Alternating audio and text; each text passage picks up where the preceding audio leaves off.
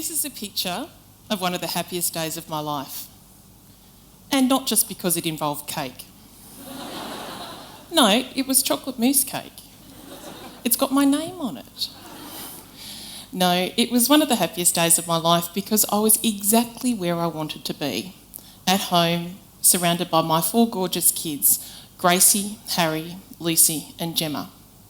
Because for me, spending time with them whenever I can is my priority right now. I'm passionate about 2 things in life. The first is which is kids, probably just as well, I have a few. And the second is workplace equity. Bear with me on this one. This is my daughter Gracie. She's beautiful, isn't she? Well, she is. She brought me home a painting one day from school, and unlike some of the masterpieces that have graced our fridge over the years, this one was actually pretty good. I said to her, Gracie, I love this. I'm going to take it to work and I'm going to put it up above my desk and I'm going to look at it every day. And Gracie said, oh, that's nice. Won't you have to ask your boss? And I said, well, Gracie, here's the thing.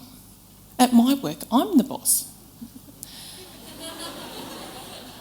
Well, Gracie looked at me and said, yeah, but who's the man boss? The big boss. What's his name? And at this point I pointed out to Gracie that in fact all the bosses in my office were women. Oh, she said, so you're a lady boss? I said, yep.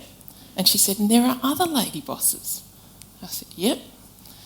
And a great big smile went across her face and her big hazel eyes were shining up at me. And she said, Mum, when I'm big, do you think I could be a lady boss too? And that day I decided I was going to do whatever I could to make sure there were more lady bosses in the world.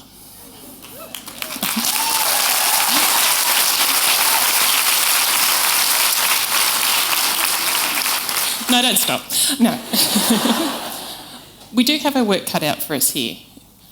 You might sense a theme here. This is my son, Harry. Now, as handsome and as clever as I think Harry is, I do not think it's fair that he's worth 20% more pay than his sisters. I do not think it's fair that there are 16% of board positions held by women in Australia.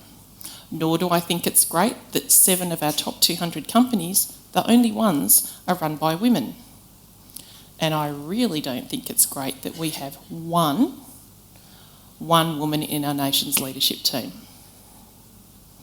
Now, I'm sure you know more than half of university graduates are women, but they're not making their way up into executive positions.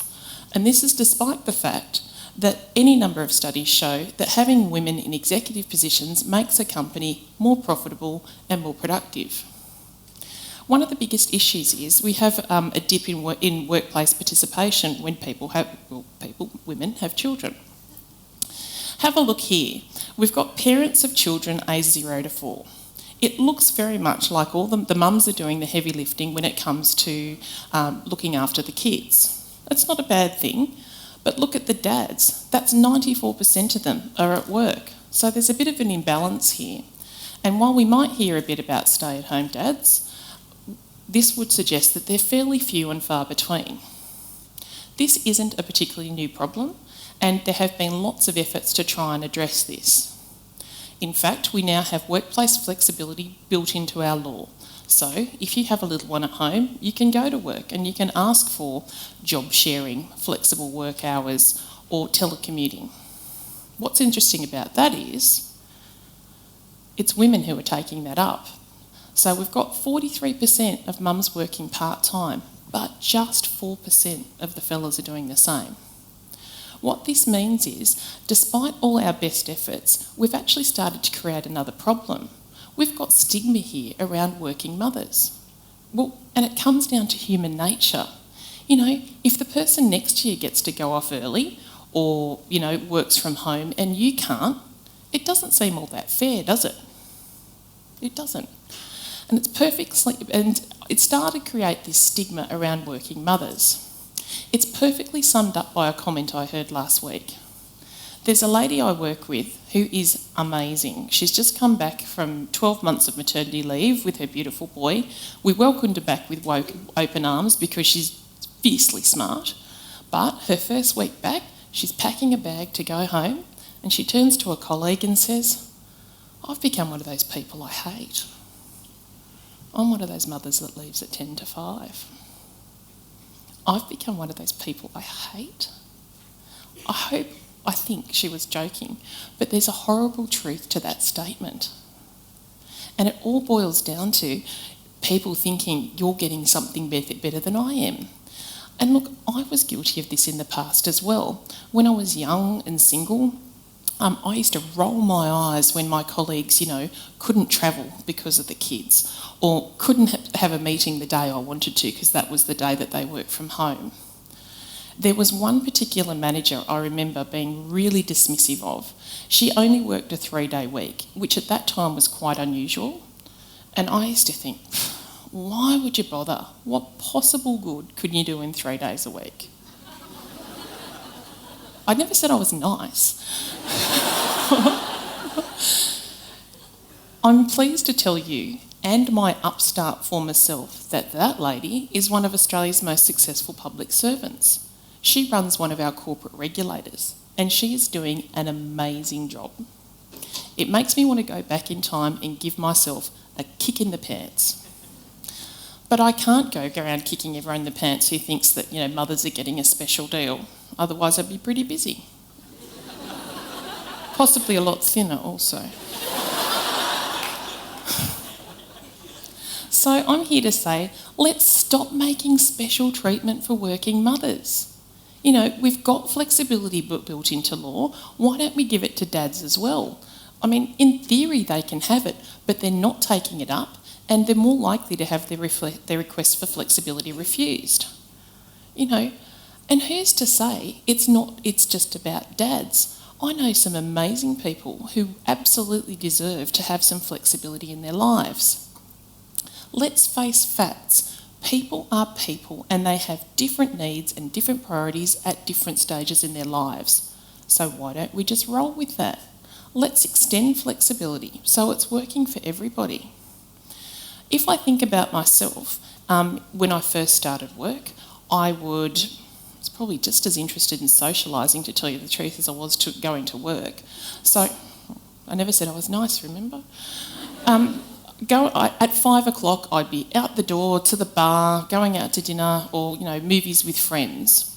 If you roll the clock forward a little bit, I still didn't have too many responsibilities, but I was happy to work longer hours, and as a result, I got some fantastic skills and worked on some amazing projects.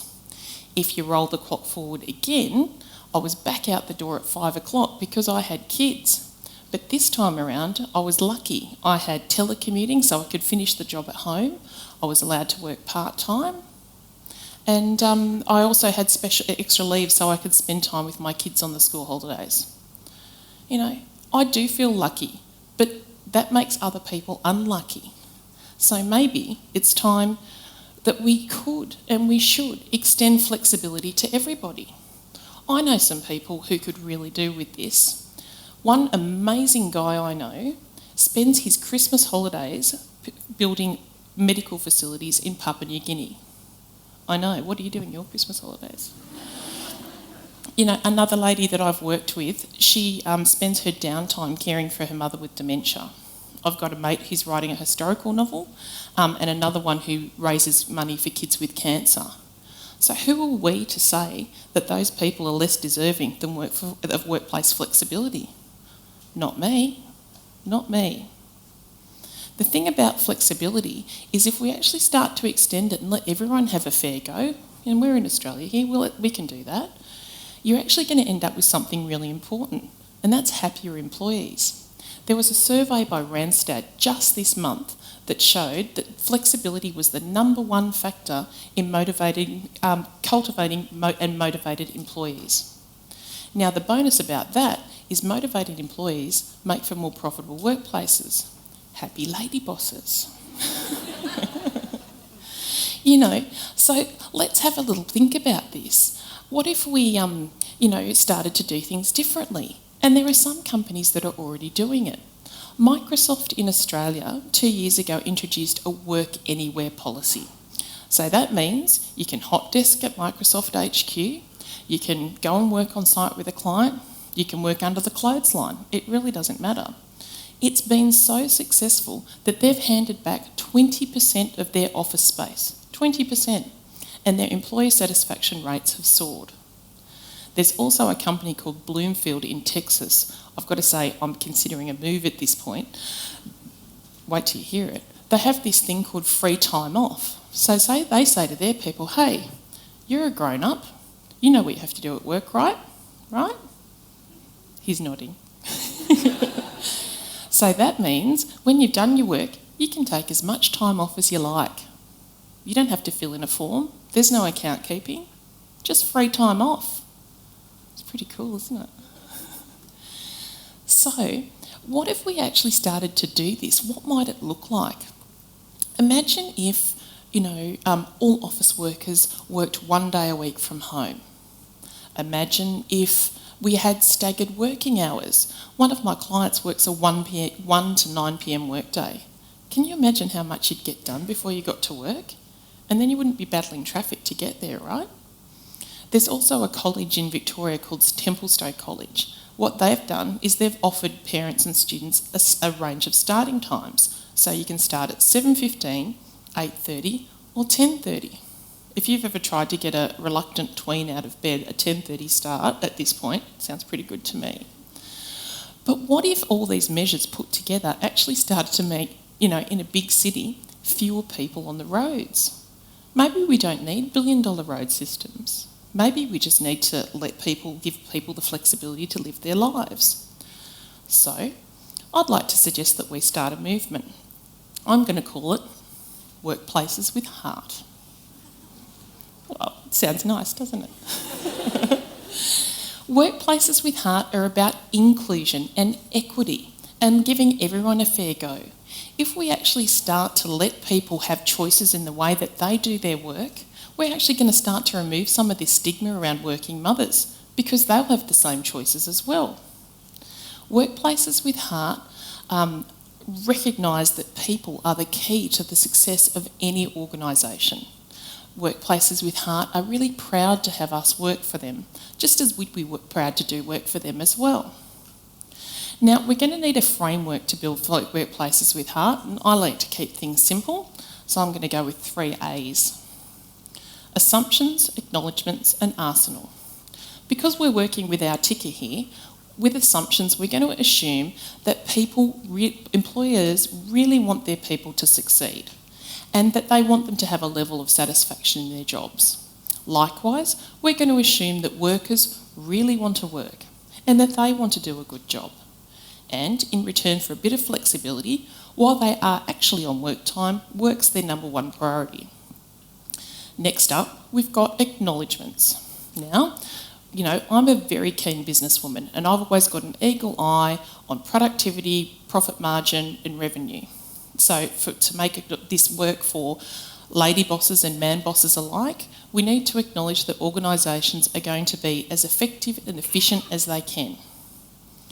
So what we need to do is acknowledge the people who are working with us, acknowledge that ongoing measurement and ongoing feedback will be part of making this really hum. Last up, we've got arsenal. And I wrote arsenal because bag of tricks doesn't start with an A. Basically, we need some tools to make this work. First and foremost is negotiation skills. Now, not all Australians are fantastic at negotiation skills. If anyone needs some training, my 10-year-old is available. But what we need to do is we need to sit down and say, this is what's crucial and this is what's negotiable. Then we can have a bit of a trade-off and start to create something that works for both parties. In my mind, it's a bit like a game of Go Fish. Well, Go Fish when I'm playing with my kids and I can see their hand. Yeah. So what we do is create a winning hand that they're really happy with, right? So a winning hand might look a bit like this. It could have access to co-working spaces. I don't know if you've ever seen those 24-hour gyms that you just zip into and zip out of again.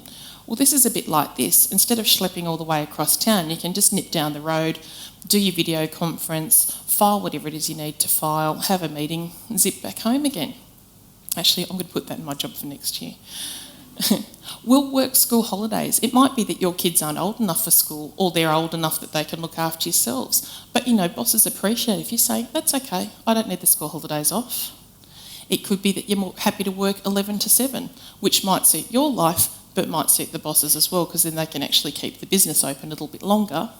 And in return, you'd get a bit of extra volunteer leave so you can keep volunteering at the soup kitchen down the road. I think the thing I like about this deck of cards is that you can keep adding to it.